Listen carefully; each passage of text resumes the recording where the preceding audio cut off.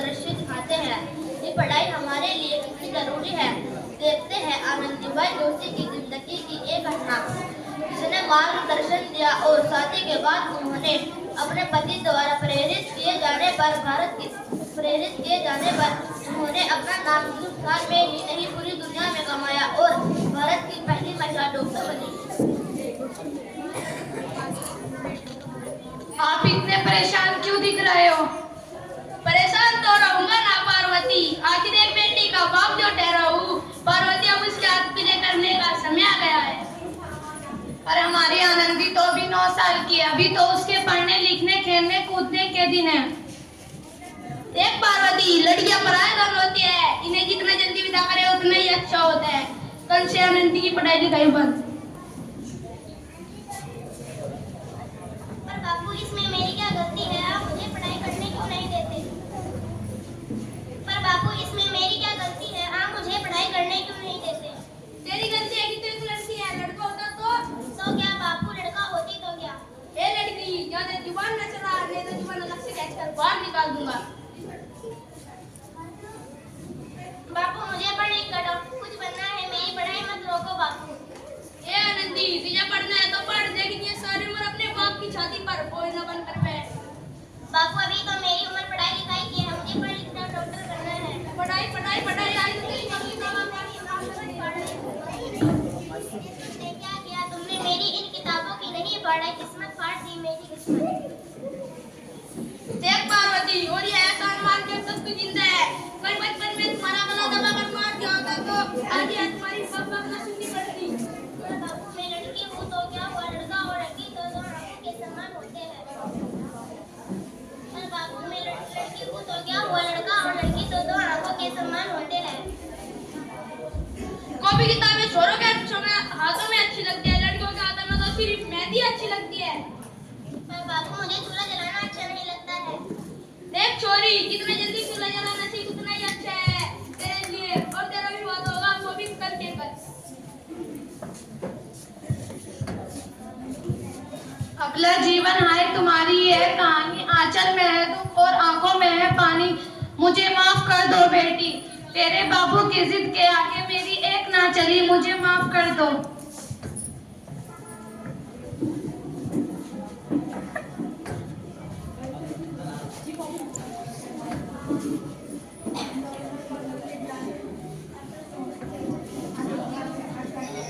इस प्रकार मात्र 9 वर्ष की छोटी उम्र में आनंदी का विवाह गोपाल राव जोशी से हो गया।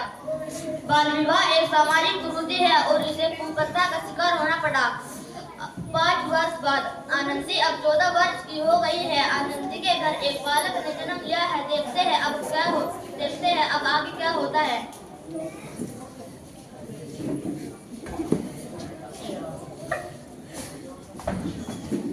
देखिए ना, इसे क्या हो गया है? इसका माथा तो अंगार की तरह तप रहा है। इसे तो बहुत तेज बुखार है। अरे आप बिना कुछ भी बोलते हैं, दीजिए मुझे। आनंदी, ये तुम क्या कर रही हो? भगवान की विभूति लगा रही हूँ। बस करो आनंदी, ये सब अंधविश्वास है। अरे आप यकीन तो कीजिए, देखिए इसका माथा ठंडा हो रहा है और बुखार भी उतर गया है ना बाबू? उठो बाबू, आंखें खोलो, तुम्हें तुम्हारी माँ बुला रही है। आंखें खोलो, देखिए ना इसे क्या हो गया है, आंखें भी नहीं खोल रहा है। आप चुप क्यों हैं? आनंदी, हमारा बेटा अब कभी आंखें नहीं खोलेगा। माधव, नहीं, ऐसा नहीं हो सकता है। मेरे बेटे को मुझसे कोई नहीं छीन सकता है, कोई नहीं। बंद करो ये पागलपन आनंदी। भगवान ने मेरा बच्चा छीन लिया। भगवान ने नहीं, तुम्हारी शिक्षा और अंधविश्वास ने तुम्हारा बच्चा तुमसे छीना है। अगर तुम पढ़ी लिखी होती तो आज हमारा बच्चा जीवित होता। तुम अनपढ़ थी आनंदी, अनपढ़। नहीं, मैं अब अनपढ़ नहीं रहूंगी मैं अनपढ़। मैं पढ़ूंगी ताकि कल किसी और आनंदी को इलाज की कमी से अपना बच्चा ना खोना पड़े। शाबाश आनंदी, अब ये तुम्हारे अपराध के लिए प्रायश्चित भी है।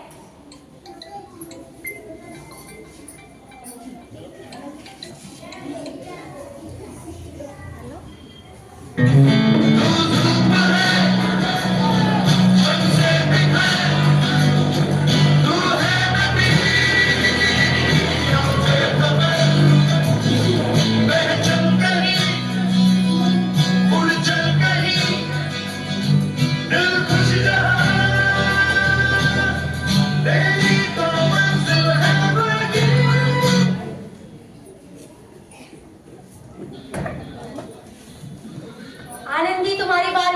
रिजल्ट आ गया है और तुमने पूरे स्कूल में टॉप किया है। आनंदी, तुम्हारी मेहनत रंग लाई, तुम्हें स्कॉलरशिप मिली है। ये लो तुम्हारे अमेरिका जाने की टिकट। क्या मुझे स्कॉलरशिप मिल गई है? मैं अमेरिका जा रही हूँ, पर यह सब मैं अकेले कैसे कर पाऊंगी? आनंदी, अपने आप को इतना कमजोर क्यों समझ रही हो? इतना पढ़ने लिखने का क्या फायदा? तुम अब भी गवार की गवार हो। नहीं, गवार नहीं हूँ अब मैं गवार।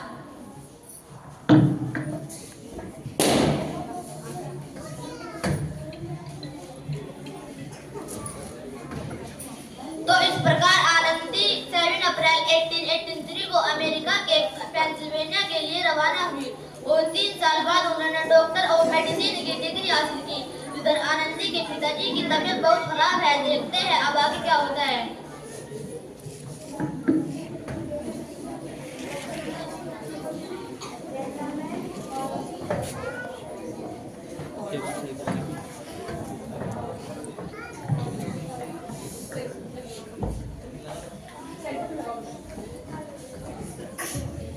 लगता है अब मेरे जाने का समय आ गया है। अब मैं नहीं बचूंगा। ऐसा मत बोलो भाई। शहर के सिटी हॉस्पिटल में अमेरिका से डिग्री लेकर कोई बड़ा डॉक्टर आया है। एक बार वहाँ चलकर दिखा लेते हैं। हाँ सही कहा भैया, कम से कम दिल को तसल्ली तो मिल जाएगी।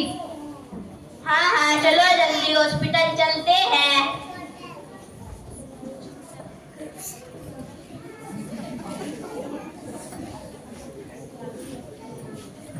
इस पेशेंट की हालत तो बहुत ही ज्यादा खराब है। कोई चमत्कार ही इसे बचा सकता है। ऐसा मत बोलो भाई। डॉक्टर साहब कब तक आ जाएंगे? लो आ गई डॉक्टर मैडम। डॉक्टर मैडम देखिए ना, इस पेशेंट की हालत तो बहुत ही ज्यादा खराब है।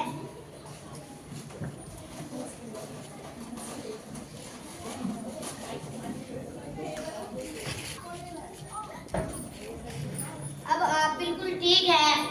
मौत के मुंह से बचाया है। डॉक्टर मैडम ने तुम्हें दवाई तो दिलवाते थे।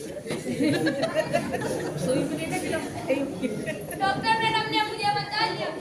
डॉक्टर साहब ने मुझे बचा लिया। मुझे मिलना है डॉक्टर साहब से। डॉक्टर साहब ने डॉक्टर मैडम बोलो, उन्होंने तुम्हें जीवन दान दिया है।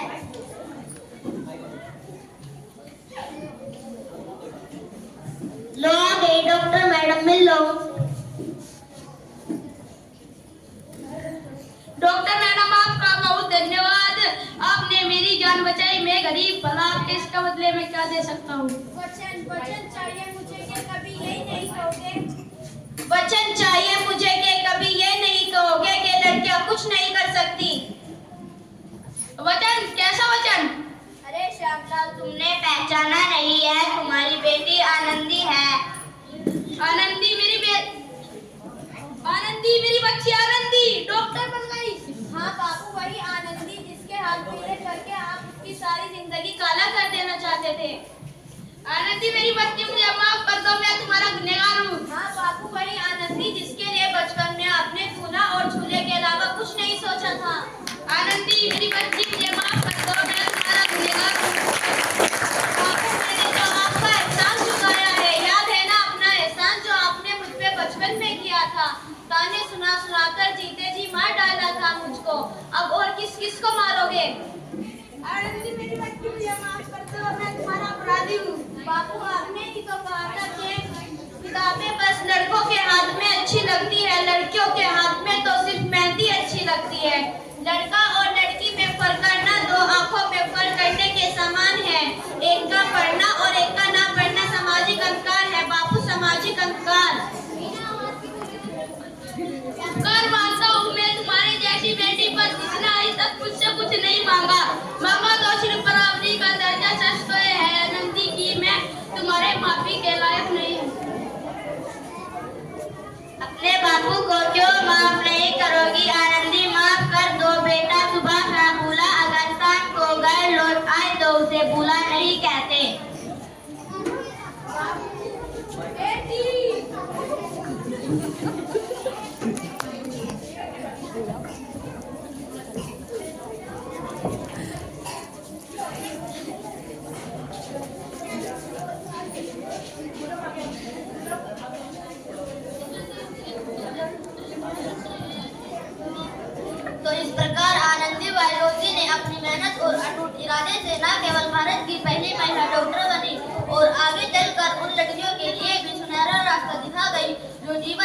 करना चाहती थी।